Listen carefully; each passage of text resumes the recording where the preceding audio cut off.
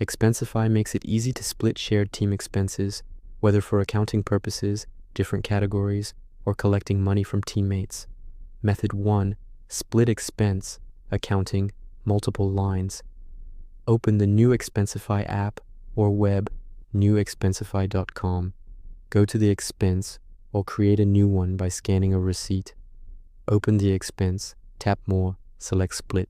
The split table appears with 2 equal rows by default. Tap Add Split to add more rows.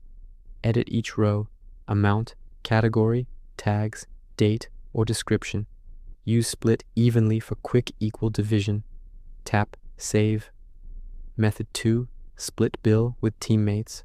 Request money. Start a group chat with the team members involved. Tap the plus button.